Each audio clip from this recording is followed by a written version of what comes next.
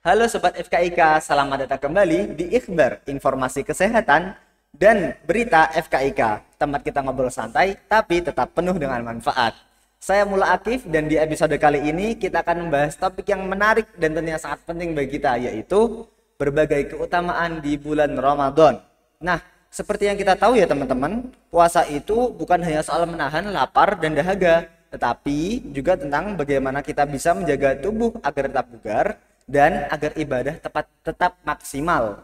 Nah, untuk membahas hal ini lebih dalam, kali ini saya tidak sendirian dan kita ditemenin oleh tamu yang spesial yang memiliki banyak pengalaman dan bisa sekiranya untuk membagikan cerita dan pengalamannya untuk kita semua. Langsung saja kita sambut kepada Bapak Ahmad Nasihuddin, Magister Agama. Baik, selamat pagi Bapak. Selamat pagi Mas Akif, gimana sehat ya? Alhamdulillah sehat. Bapak Nasi, bagaimana Ya, kabarnya hari ini? Alhamdulillah sehat. Sehat nggih. Oke, baik, hari ini kita akan membahas banyak hal yang menarik Bapak. Mulai dari keutamaan berpuasa di bulan Ramadan hingga bagaimana cara untuk menghadapi berbagai tantangan yang dihadapi di bulan Ramadan. Jadi, buat Sobat FKIK yang sedang mendengarkan, tolong jangan kemana-mana ya, didengarkan langsung sampai habis. Oke, jadi masuk ke pertanyaan pertama nih Pak. Apakah ada ya ayat ataupun hadis yang itu sangat menginspirasi tentang keutamaan berpuasa di bulan Ramadan, Pak? Oke, terima kasih. Bismillahirrahmanirrahim. Alhamdulillahirabbil alamin. Wabihi nasta'in ala umuri dunya waddin. Wassalatu wassalamu ala sayyidil mursalin wa ala alihi washabihi wa barik wa sallam ajmain. Makasih Mas Akif atas waktunya dan pertanyaannya. Pertanyaan yang luar biasa ya, bahwa memang bagi umat Islam puasa itu adalah suatu kewajiban yang tidak bisa ditinggalkan, terutama khususnya bagi yang memenuhi persyaratan, yaitu orang yang sudah balik, punya akal yang sempurna, ya, itu memang ada kewajiban untuk melaksanakan ibadah puasa. Mengapa? Karena memang bahwa ini merupakan salah satu di antara 5 rukun Islam. Ya, jadi orang itu akan diakui keislamannya apabila sudah melaksanakan ibadah puasa. Atau dengan bahasa yang lain, ketika orang itu berikrar untuk menjadi umat Islam, menjadi muslim, maka dia harus menjalankan ibadah puasa. Selain itu, bahwa ibadah puasa itu juga dijelaskan di dalam sebuah ayat Al-Quran. Ya, khususnya ini ayat 183 surat Al-Baqarah. Allah berfirman, ya ayyuhalladzina amanu kutiba alaikumusiyam kama kutiba alal ladzina min qablikum la'allakum tattaqun. Ayat ini diawali dengan sebuah panggilan, ya ayyuhalladzina amanu, wahai orang-orang yang beriman. Ini relevansinya tadi dengan hadis ya, bahwa hanya orang yang berimanlah yang diwajibkan untuk melaksanakan ibadah puasa Ramadan. Kutiba alaikumusiyam, kau diwajibkan untuk melaksanakan ibadah puasa. Nah, ternyata bahwa puasa ini adalah sebuah ibadah yang memiliki keistimewaan. Istimewanya mengapa istimewa? Karena ternyata bahwa ibadah puasa ini tidak hanya diwajibkan kepada umat Islam.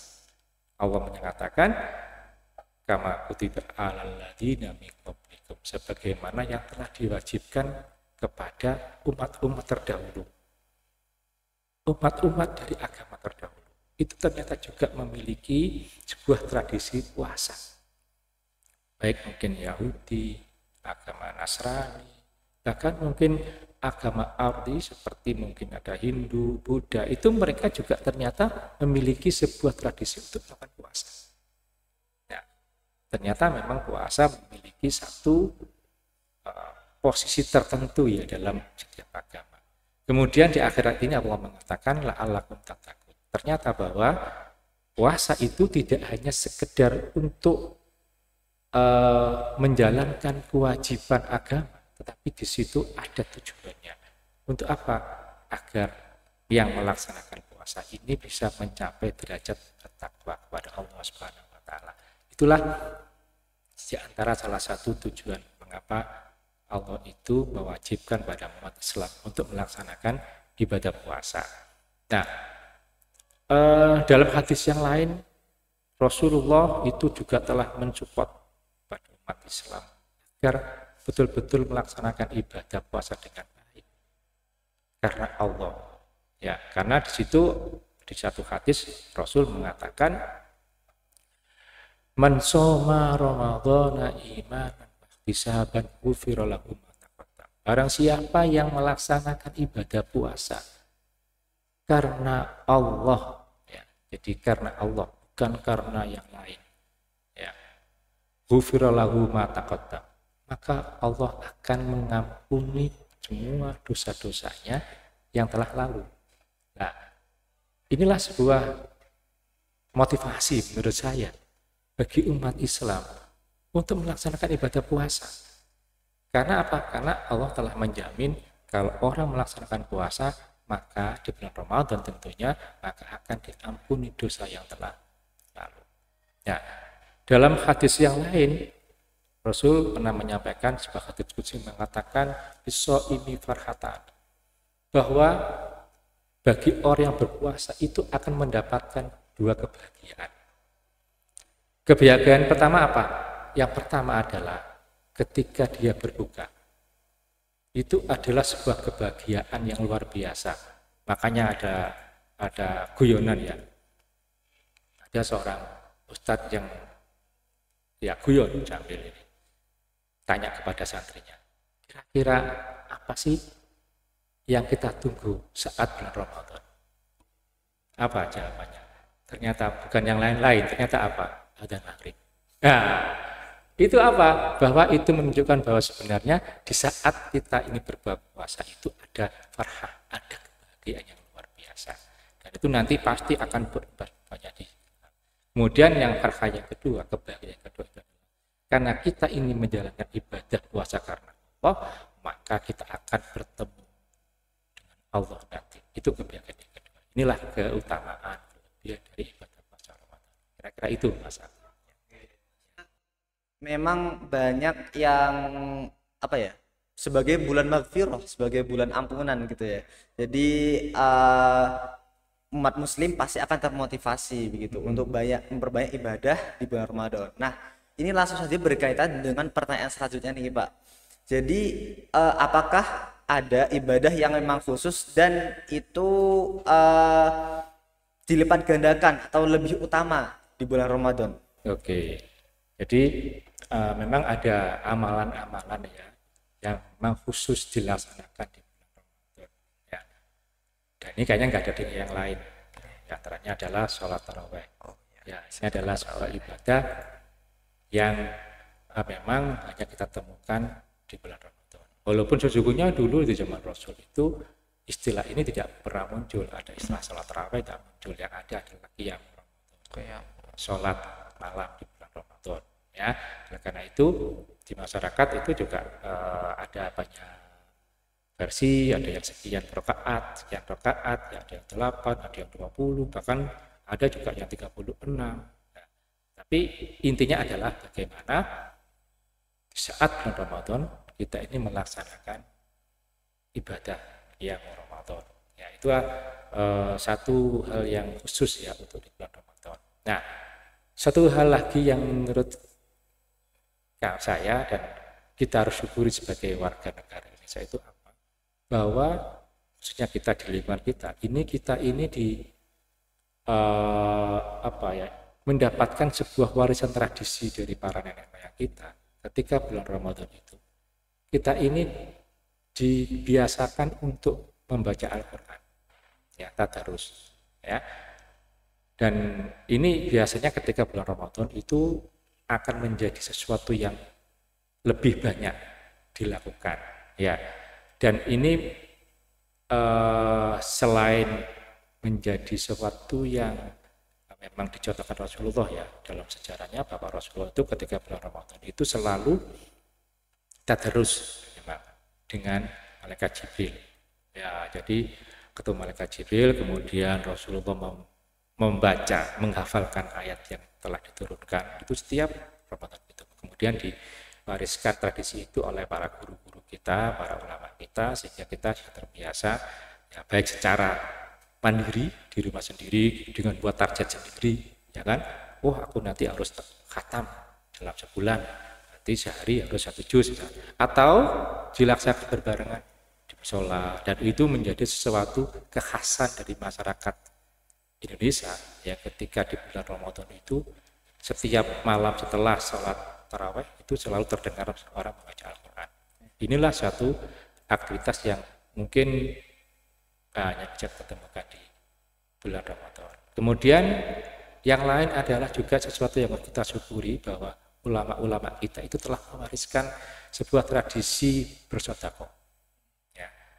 Dan itu baik ya di saat menjelang buka puasa maupun setelah sholat tarawih. Ya.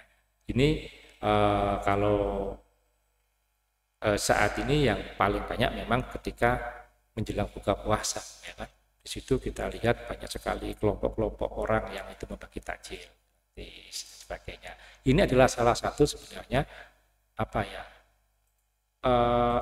sedekah, ya, berupaya untuk bersedekah, ya, yang itu menjadi harapannya bahwa karena di bulan Ramadan akan mendapatkan pahala yang luar biasa. Apalagi dalam sebuah hadis dikatakan memang bahwa barang siapa yang memberikan sedekah berupa makanan yang dimakan oleh orang yang berpuasa, maka orang yang memberi makanan itu akan mendapatkan pahala seperti orang yang berpuasa itu. Ya, inilah menjadi motivasi tersendiri dan menjadi satu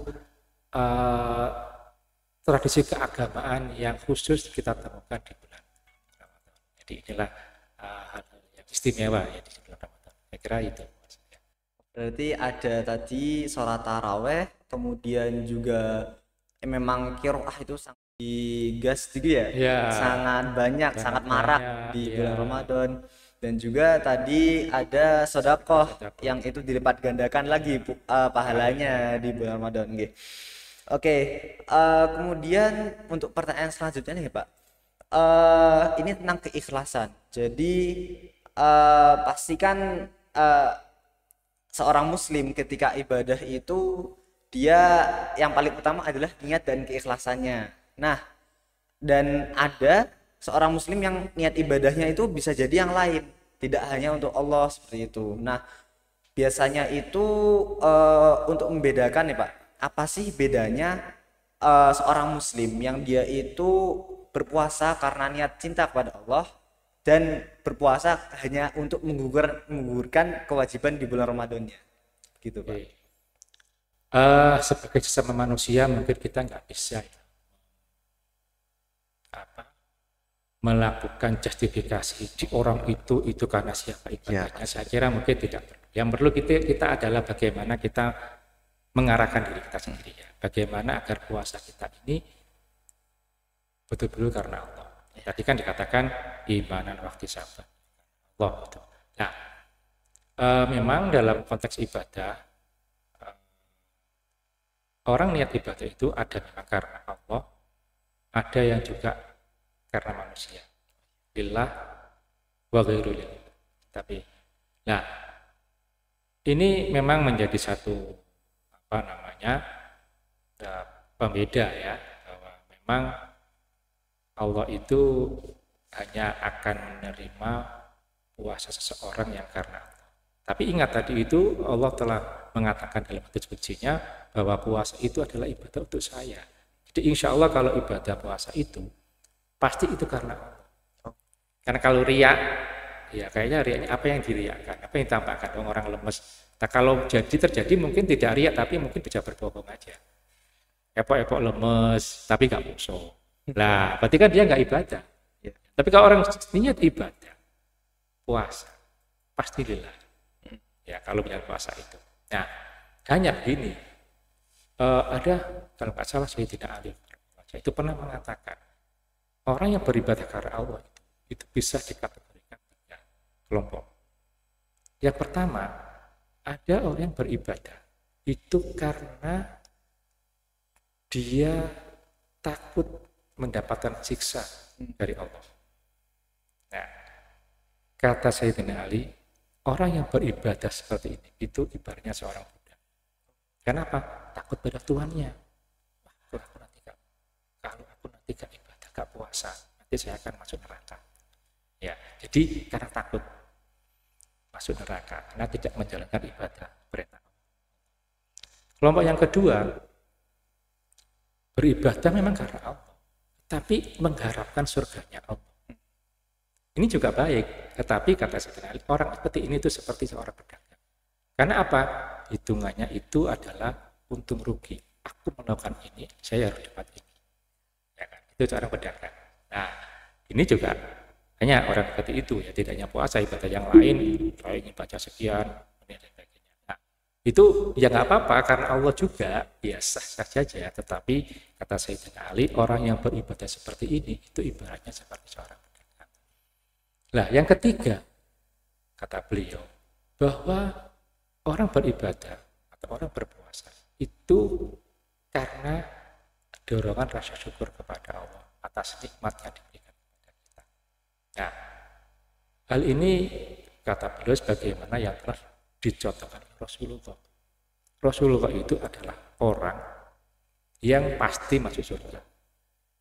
Ya, ada jaminan surga. Tetapi ternyata ibadah beliau jauh melebihi ibadah para umatnya.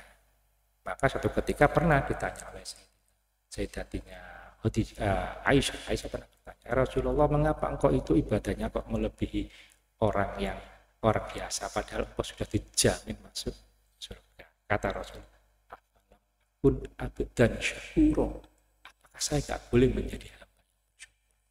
Nah, disitulah maka dari situlah kemudian para ulama mengatakan bahwa memang motivasi ibadah yang paling baik itu adalah karena bersyukur kepada Allah. Karena memang ketika orang itu bersyukur, maka lebih tulus.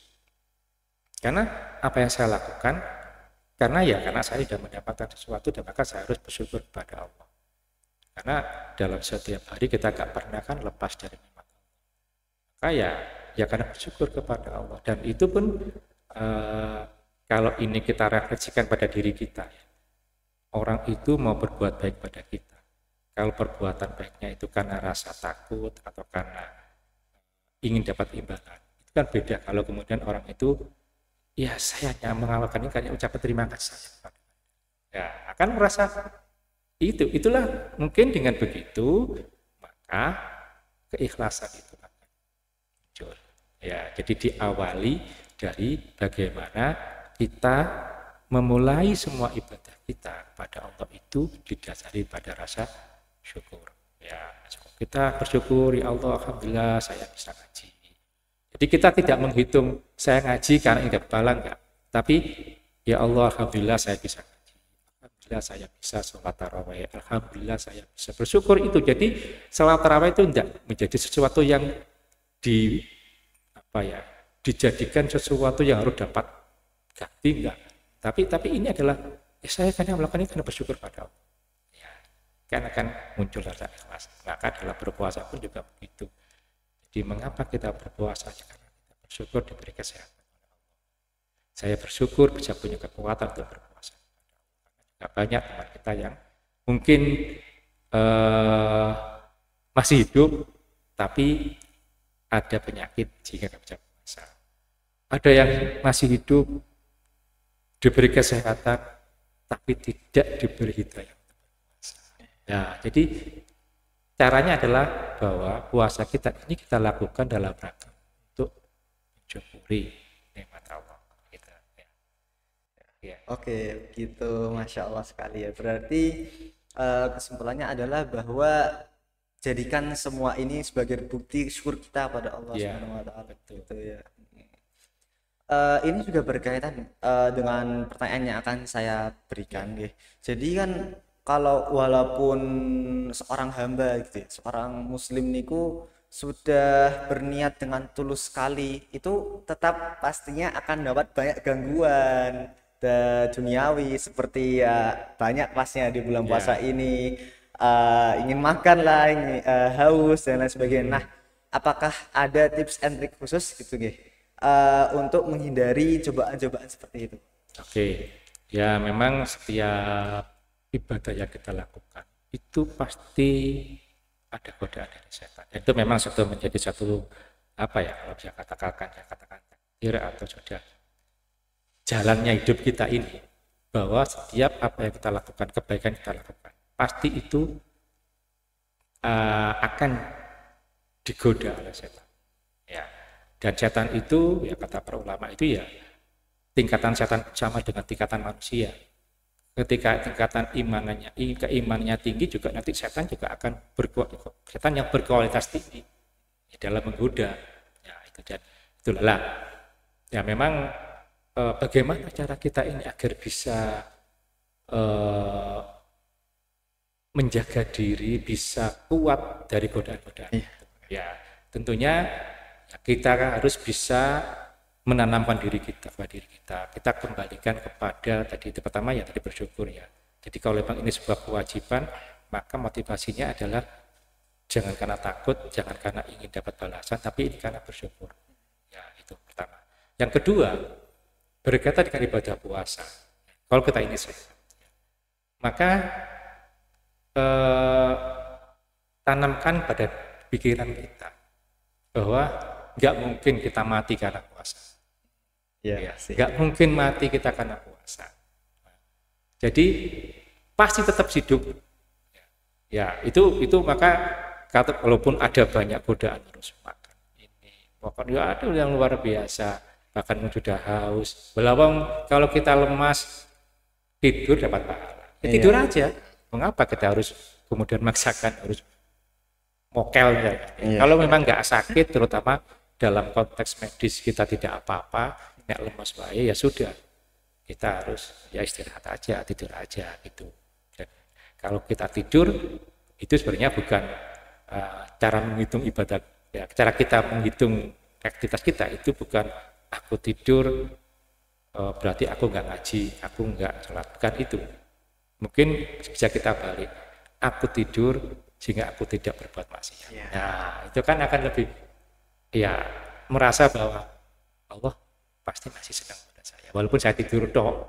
Tapi ya ini tadi bahwa itu dilakukan kalau terpaksa. Kalau memang kuat, ya bisa lebih banyak lagi lah aktivitas ibadahnya, baik baca Qurannya, baik mungkin sholatnya ditambahi.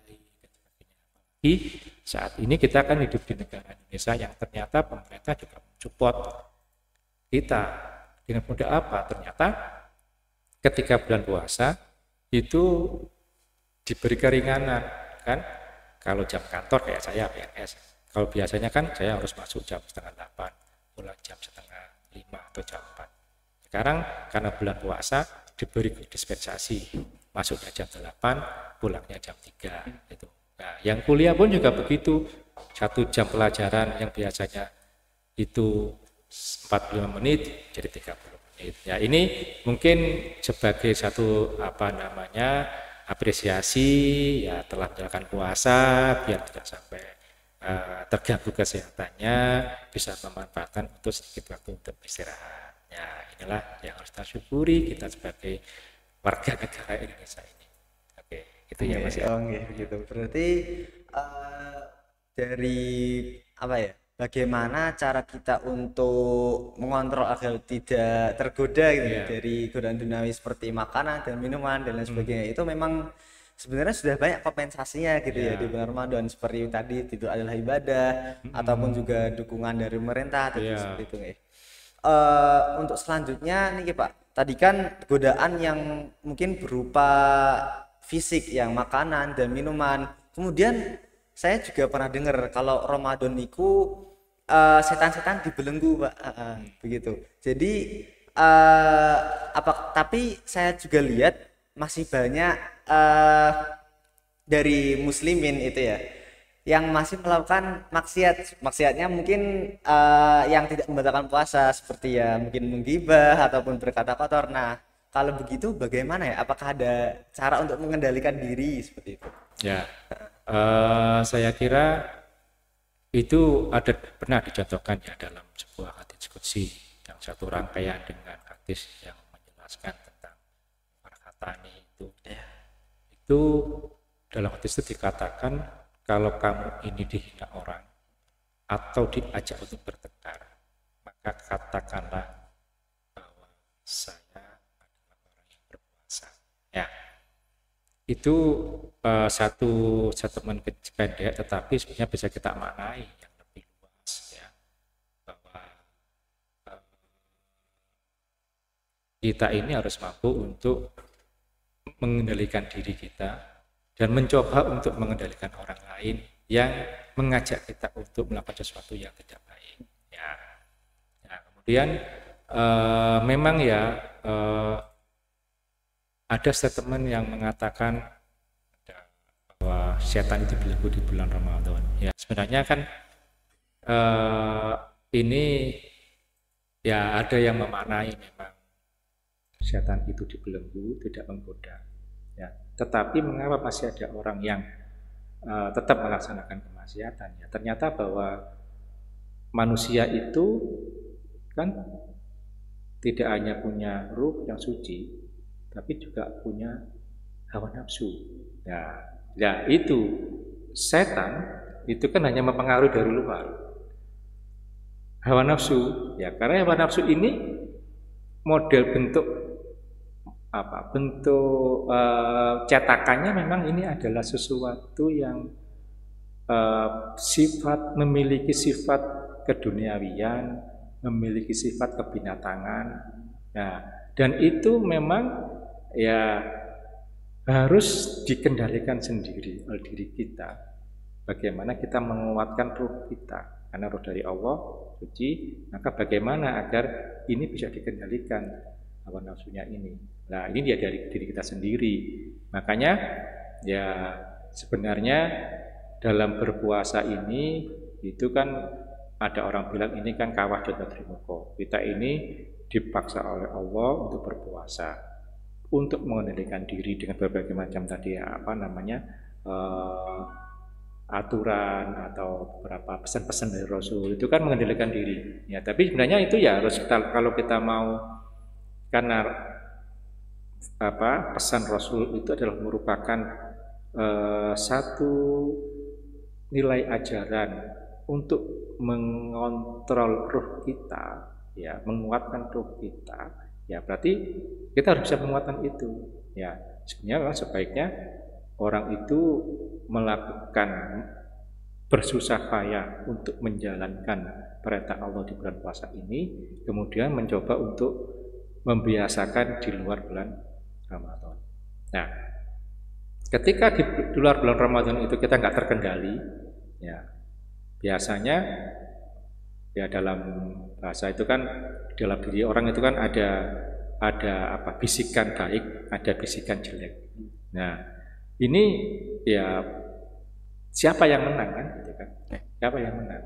Nah, itu ya. Jadi kalau dalam bahasa agama itu ada ruh yang dari Allah, ya ada juga nafsu dari Allah sebenarnya. Tapi nafsu ini sifatnya adalah kebinatangan. Nah, ini dalam diri orang ini mana yang menang?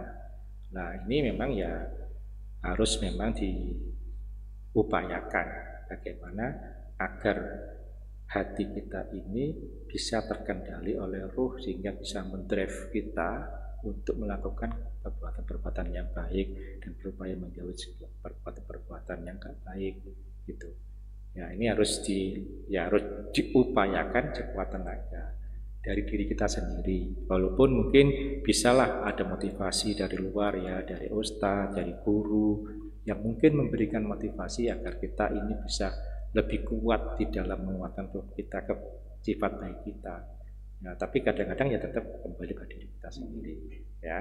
Oleh karena itu, ya kalau dalam dunia agama ini memang seseorang itu ya harus belajar tasawuf, ya. Itu yang nanti akan bisa menguatkan hati, ya, baik secara formal maupun non formal. Itu sebenarnya ini dibahas dalam dunia tasawuf, bagaimana agar hatinya menjadi bersih, ya, nafsunya biar terkendali. Nah, itu ada perbincangan yang luar biasa yang banyak sekali dalam ilmu yang tasawuf, gitu ya. Dengan mengendalikan hawa nafsu itu ya. Iya, kuncinya di situ. Walaupun memang tidak ada gangguan dari luar, dari setan, tapi memang hawa nafsu manusia yang sifatnya kebinatangan ini yang harus kita belenggu sendiri. Iya. Oke. Oke, mungkin lanjut ke pertanyaan selanjutnya. Jadi kan ada Lailatul Qadar gitu, di bulan Ramadan di sekitar 10 malam terakhir. Nah, untuk menggapai keberkahan di Lailatul Qadar itu apakah ada cara ataupun ibadah khusus gitu, Pak? Ya. Lailatul Qadar, ya memang ini adalah satu malam yang mendapatkan perhatian khusus dalam Al-Quran, ya. Allah mengatakan inna anzalnahu fi Lailatul Qadar, bahwa Allah itu menurunkan Al-Quran di malam Lailatul Qadar. Jadi malam Lailatul Qadar itu malam di mana Al-Quran diturunkan, ya kan? Bahkan di selanjutnya khairum min alfi syahr, bahwa malam itu memiliki kebaikan. Jadi kebaikannya itu berlipat, lebih baik daripada khair, lebih baik daripada 1000 bulan. Ya, banyak ulama memanai ini adalah kalau orang itu beribadah pas di malam Lailatul Qadar itu, maka ibadahnya itu akan dilipat gandakan seperti orang beribadah selama 1000 bulan. Nah, 1000 bulan itu kurang lebih ya berapa tahun ya. Itu kan itu keistimewaan daripada Lailatul Qadar. Nah, kapan? Kan kita pertanyaannya kapan malam Lailatul Qadar itu turun di setiap bulan Ramadan. Ini yang menjadi perbincangan luas di kalangan para ulama. Ada ulama yang mengatakan dengan berdasarkan hadis itu pernah memang Rasul itu menyampaikan bahwa malam ketika ditanya oleh para sahabat itu bahwa kapan turunnya malam Lailatul Qadar itu kata Rasul itu adalah di 10 hari terakhir dari bulan Ramadan. Nah, kemudian di bahasa Jawanya itu diceritakan lagi, ditanya lagi, kira-kira dari 10 itu yang mana? Kemudian Rasul mengatakan di malam-malam yang ganjil. Ya, oke. Jadi itu hanya tanda-tanda ya kapan malam Lailatul Qadar itu turun. Nah, kemudian dari hadis ini kemudian dipelajari, kemudian ditirakati oleh para ulama, sampai para ulama itu punya menulis dalam sebuah bukunya, itu ada yang mengatakan kalau nanti biasanya ya, jadi kalau awal Ramadan itu adalah hari A, maka biasa Lailatul Qadar itu pada hari ini. Ya itu adalah sebuah catatan para ulama berdasarkan dari pengalaman batin beliau, ya kemudian dicatat itu. Nah, hanya memang begini, kalau kita lihat tadi ya, inna anzalnahu fi Lailatul Qadar, bahwa Allah itu menurunkan Al-Quran di malam Lailatul Qadar. Nah, kalau kemudian kita kembali kepada historis bahwa ternyata Rasulullah itu menerima wahyu pertama kali itu kan tanggal 17 Ramadan. Berarti kan tidak di 10 hari terakhir. Ya, itu. Nah, dari sini ada dua pendapat. Ya, ada dua pendapat. Ada yang mengatakan bahwa sebenarnya Lailatul Qadar itu adalah hak Allah. Ya, hak Allah, kapanpun Allah menurunkan, ya terserah Allah gitu ya. Maka kalau kita pendapat ini ya kita sudah nggak usah membeda-bedakan volume ibadah kita. Ya, pokoknya selama bulan Ramadan ya kita gaskan ibadah kita. Hanya memang dia jangan terlalu berlebihan ya. Jadi gaskan itu ya kalau di malam selain Ramadan kita ini jarang-jarang sholat tahajud, ya cobalah, kan kita sudah bangun sahur, ya kan. Oke lah, cobalah dipilkan waktu sedikit aja menjelang sahur atau setelah sahur jam 3 sampai jam setengah 4 kita berdoa tahajud gitu, atau kita tahajud dulu jam 3 sampai setengah 4 baru sahur. Nah, jadi itu akan lebih baik ya, akan lebih baik. Itu kita akan ya kapanpun Allah menentukan Lailatul Qadar kita akan dapat terus gitu kan. Nah, itu bahkan ada yang mengatakan sebenarnya dengan kita melaksanakan sholat tarawih itu aja sudah kita akan mendapat kebaikan dari malam Lailatul Qadar ya gitu. Nah, kemudian ada juga sih yang memaknai lebih dalam bahwa Lailatul Qadar itu harus di 10 hari terakhir, kemudian diganjil-ganjil, maka kemudian ada tradisi malaman. Ya, ya. Saya pernah mengikuti sebuah kegiatan malaman itu, ya. Dan jamaahnya itu luar biasa, tidak hanya ratusan, bahkan ribuan yang ikut sholat berjamaah malaman itu. Itu nggak apa-apa sih, baik karena kan itu adalah upaya untuk mendapatkan keberkahan dari malam Lailatul Qadar di bulan Ramadan ini. Ya, bagi kita yang mungkin di siang hari punya kesibukan, ya kan, teman harus belajar, bagi yang mahasiswa kadang harap tugas sampai malam, ya sudahlah, sepilkan waktu aja lah, sedikit aja sebelum sahur atau setelah sahur, atau kalau memang nggak kuat ya sudahlah, tarawih tidak dibolongi. Nah, ya lakukan tarawih aja, itu kan itu sudah masuk kategori malam, jadi nggak apa-apa, ya kalau memang nggak kuat ya sudah tarawih, jangan sampai lupa, gitu ya. Berarti itu memang apa ya, tidak hanya bisa jadi tidak hanya spesifik di salah satu malam di bulan Ramadan, tapi ya spesifik tapi tidak tahu sehingga kita tuh istilahnya memburu malam tersebut gitu. Jadi tetap memaksimalkan ibadah di setiap malam di bulan Ramadan gitu ya Pak. Oke. Kemudian yang selanjutnya bagaimana nih Pak, puasa itu tidak hanya mendekatkan kita kepada Allah, jadi ibadahnya itu tadi sudah ada menahan diri dari berbagai godaan makanan, minuman, ataupun menahan hawa nafsu, dan mengaji dan taraweh juga itu kan ibadah yang itu hablun minallah begitu ya. Nah, bagaimana itu bisa mempererat hubungan antar muslim gitu, antara keluarga ataupun antara seorang dengan yang lainnya, itu bagaimana? Lagi-lagi kita harus bersyukur ya dengan tradisi masyarakat sekitar kita, di mana di bulan Ramadan itu masyarakat atau tradisi kita sudah membiasakan ya untuk melakukan kegiatan-kegiatan keluarga ketika khususnya di bulan Ramadan itu kalau buka itu bersama-sama, baik dengan keluarga, mungkin dengan teman gitu ya. Dan ini saya kira sesuatu hal yang cukup baik ya dalam rangka untuk menguatkan hubungan kekeluargaan kita. Bahkan ada teman saya yang sangat sibuk setiap hari. Kalau nggak puasa itu antara suami istri ini sangat sibuk sekali, kadang jarang bisa makan bareng itu.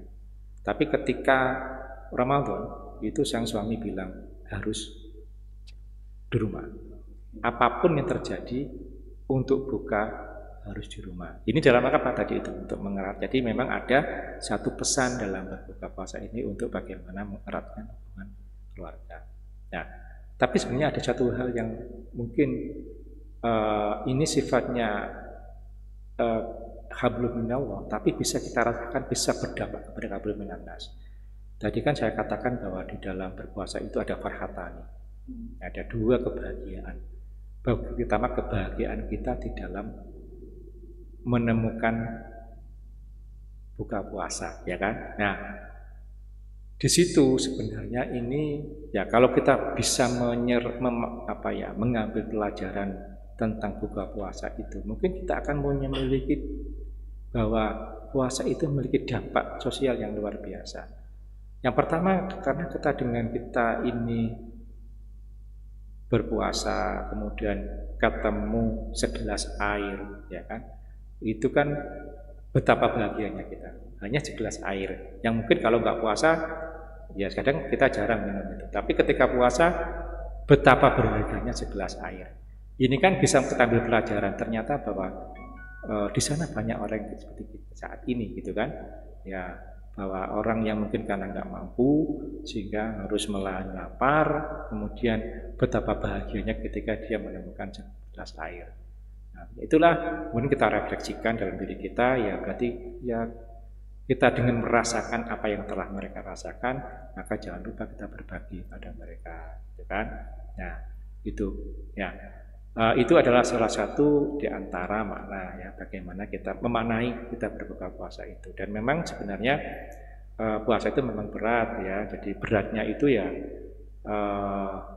mungkin setiap orang memiliki rasa yang berbeda ya, tapi tetap berat. Contohnya misalkan seorang petani yang biasa ke sawah kepanasan, itu kan memang berat ya, mendaus. Tapi ya beratnya karena dia sudah sering kena panas ya, mungkin rasakannya seperti itu. Tapi juga ada orang yang mungkin di kelas menengah ke atas ya, itu kan, walaupun mungkin dia kerjanya itu di tempat ber-AC, buka puasanya enak, tapi juga akan menyiksa juga ketika dia berbuat berat. Beratnya apa yang menyiksa? Yang biasanya dia bisa ngopi setiap saat, ya nggak boleh ngopi, nggak boleh merokok di jalan. Ya itu juga merupakan sebuah pelajaran ya, bahwa ya kita ini ya dalam hidup ini ya pasti akan merasakan tadi itu ya. Dan kita harus merasakan ya, merasakan apa yang telah dirasakan oleh orang-orang yang tidak mampu itu seperti itu. Maka itu. Nah, nih, dan di antara makna perkataan jadi juga itu ya, yang mungkin bisa kita jadikan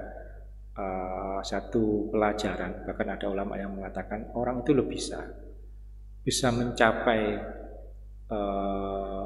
namanya bahasa tasawufnya wusul itu apa ya, mendapatkan kedekatan dengan Allah itu hanya dengan ketika berbuka puasa.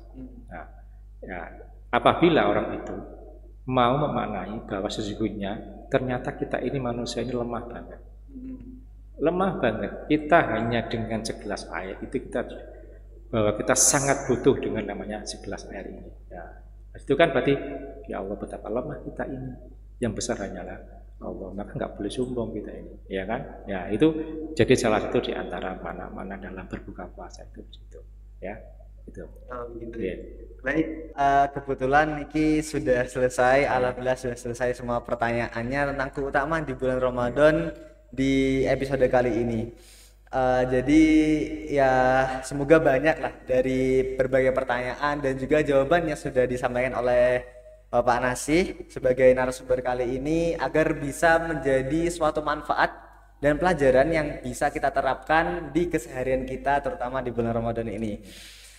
Baik, sekian saja. Sekali lagi saya ucapkan terima kasih kepada Bapak Nasih sudah menjadi narasumber pada hari ini.